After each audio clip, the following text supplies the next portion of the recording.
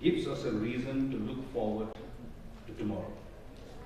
When you landed on the moon, when we eradicated smallpox, when we sequenced the genome, when we were unraveling the mysteries of the world and life, what a joy it was.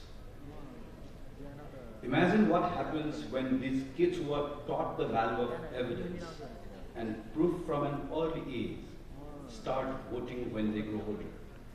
Imagine how quickly accountability, transparency, and accessibility will need to be introduced in our political system. Imagine the change. In this context, let me discuss a little on where we stand in Nepal. As per our constitution, it is the duty of state to enhance the investment in scientific study, research works, and in invention, progress and development of science and technology, protect scientists, technologists, intellectual and eminent talents. It is duty of state to ensure easy and simple access of the general public to information technology by developing and expanding information technology to the tune of national needs and make optimum utilization of information technology in the national development. If you read the manifesto of the political parties, we find the promises along the same line as the Constitution. Our national policy is not different.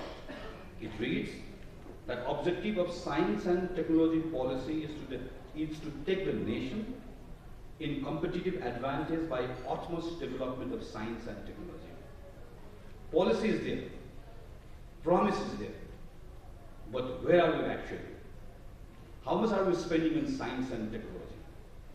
Way less than our promise, way less than our commitment, and not only commitment, way less than our capacity in fact. The basic for advancement of science and technology in any country is the education system. If you look at the education system of the country, it wouldn't take us very long to find a major loophole leading to lack of technological and scientific advancement, lack of practical and innovative teaching learning environment.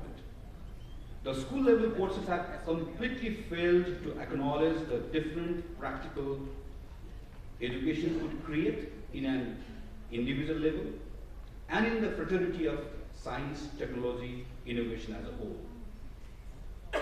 What has made the condition worse is the fact that even the university curriculum has not been able to address to this very challenge of the country.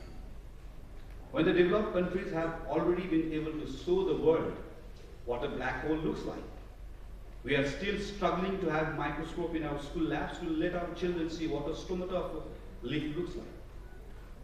The other major challenge that we must work on is the gap between the potential, individual and good platform.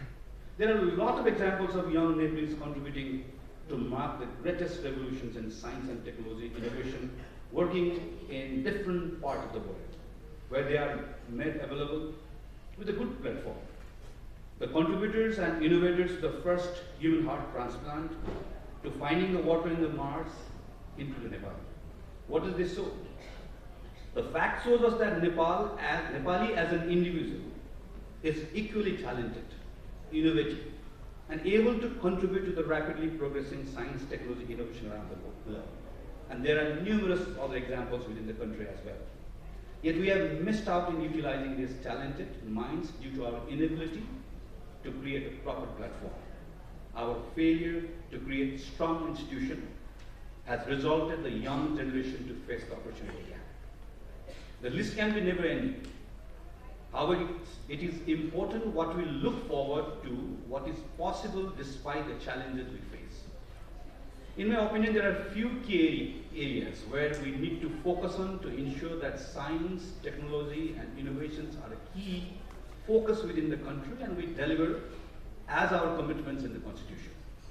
For a country like Nepal, where we are faced with situations, where we are struggling to fix the basics, where there are pressing demands to meet the basics, we tend to undermine the value of investment in areas such as science and technology.